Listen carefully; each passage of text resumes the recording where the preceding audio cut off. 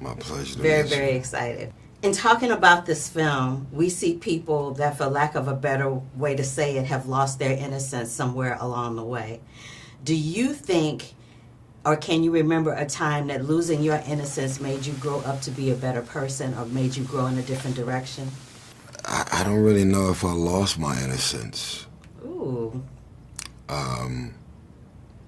If you're connecting innocence to adolescent, you know, being an adolescent, being a child, you know, there's a verse that speaks to remaining childlike. And, you know, other people have had 5 minutes of fame. I had 30 seconds. So every single day I wake up and I'm just in disbelief that something about something I'm doing still matters, because I don't have that kind of talent and don't have that type of willpower. This is all God's orchestration. And I just wake up every single day just trying to figure out how to sustain it all, and more importantly, just how do I get out of the way of what God is doing. So, yeah, my innocence is because every day feels like Christmas, you know, like at first when I got on after the Coke commercial,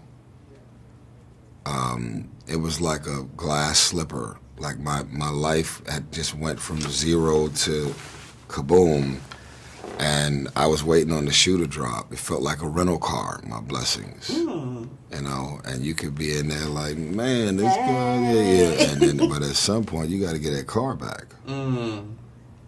This ain't no rental car. I've been in this car for 30 years now. Listen, I beg to differ. You are definitely one of the more talented people in the business. There aren't a whole bunch of people that can sing like you do and act like you do. So I'm gonna give you your props in that way, and just let you know that that's how we out here feel about you. That is a good question. Well, thank you. Wow. Speaking of, dude, I keep it 100, okay? Thank you. Speaking of singing, can you remember what your favorite song from '92 was? Dr. Dre and Snoop dropped the Chronic in '92. 1, 2, 3, into the 4. I mean, what we was doing out here on the West Coast was one of a kind. And the most legendary hip-hop album ever, The Chronic with Snoop and Dre, was born into a war, a crisis. And they always say, if you truly want some impact, don't be discouraged from all of the delays and distractions and the traumas. Like, something is about to happen that's so special, the devil is trying to throw everything at you imaginable to stop you from giving birth to the vision. I do remember my father's film Unforgiven came out in 1992. Ooh, look at you. And won Best Picture. Yes. Unforgiven. Yes. So I do remember that as a kid, and I remember that being also a moment in my history. Yeah, it probably was in middle school. And it probably was the first time I smoked pot. If I'm being really honest. You like, are keeping it 100. Okay, Scott Eastwood, I see you. Yeah, you're like, oh man, like that was a moment. That was a moment. That's definitely a moment. I'm a teenager. Okay, you're freaking hilarious. And I'm just going to circle it back around to this question. Today we've had Sandra Massey. In '92 we had Rodney King. Do you think that we'll ever get to a point where we can trust the police departments? No. I think it starts with them. You got to think of it like HR, like race relations training. And there's this predisposed thought and intentionality that black and brown people don't fucking matter.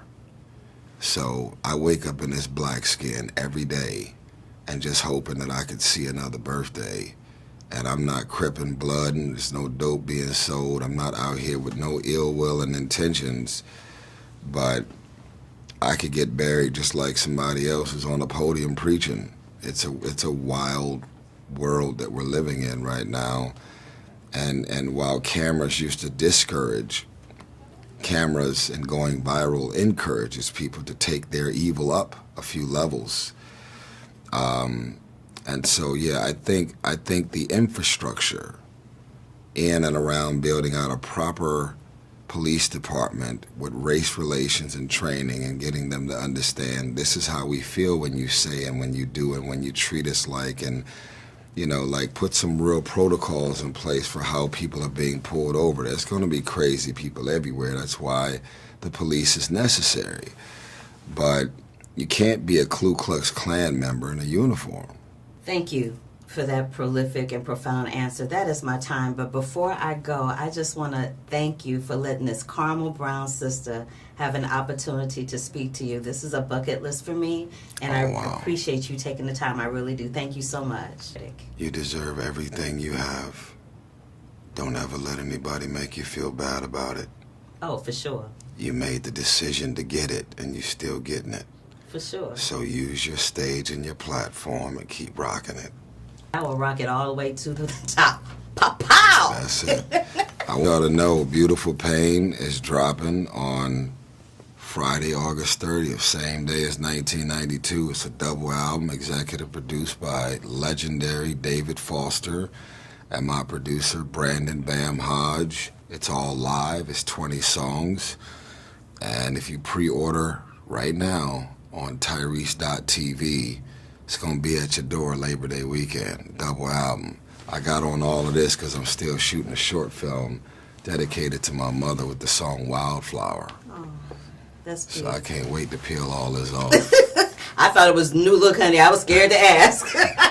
Thank you. Thank you so much. Thank you. Slide about this. So I loved Ray Liotta for a variety of reasons, and I was fortunate enough to be able to talk to him once for a film that he did. But for you, working with him, what is something that you remember from a life perspective or from an acting perspective that he dropped on you that will just live with you forever?